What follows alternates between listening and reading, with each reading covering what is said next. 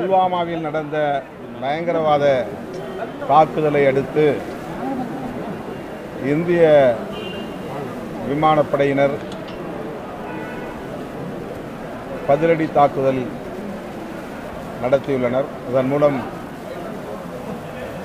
பயங்கரவாத இயக்கங்களின் முகாம்களை அழித்தொழித்துள்ளனர். நம்முடைய நாட்டின் பாதுகாப்புக்காக நமது படையினர் மேற்கொண்ட இந்த தாக்குதல் நமக்கு ஆறுதலை அளிக்கிறது என்றாலும் இரு நாடுகளுக்கிடையில் போர் மூடும் அபாயம் இருப்பதாக தகவல்கள் கூறுகின்றன. அவ்வாறு நாடுகளுக்கு இடையிலான போராக இது மாறக்கூடாது. அதற்குரிய வகையில் இந்திய அரசு நடவடிக்கைகளை மேற்கொள்ள வேண்டும்.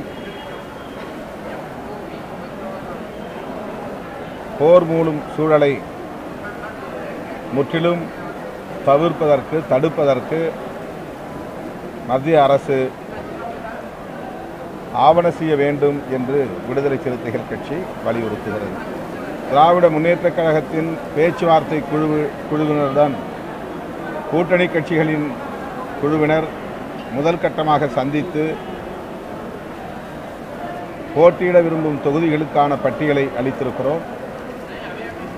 உரிய நேரத்தில் மீண்டும் பேச்சுவார்த்தைக்கு அழைக்கப்படும் என்று கூறியிருக்கிறார்கள். விரைவில் திமுக தலைமையிலான கூட்டணி கட்சிகளுக்கு இடையிலான பேச்சுவார்த்தை அடுத்த கட்டத்தை நோக்கி நகரும். சுமூகமான முறையில், இணக்கமான முறையில் இந்த பேச்சுவார்த்தை வெற்றிகரமாக நிறைவேறும். ஏற்கனவே நாங்கள் கூட்டணி கட்சிகளாகத்தான் பல மாதங்களாக, சில ஆண்டுகளாக இயங்கி வருகிறோம். காங்கிரஸ் கட்சியோடு தொகுதி உடன்பாடு நடந்தேறி இருக்கிறது. மேலும் 2 கட்சிகளோடு தொகுதி உடன்பாடு நடந்திருக்கிறது. ஆகவே இதில் தொய்வு ஏதும் இல்லை. முதல் கட்ட பேச்சுவார்த்தை முடிந்திருக்கிறது. அடுத்து விரைவில் நடைபெறும்.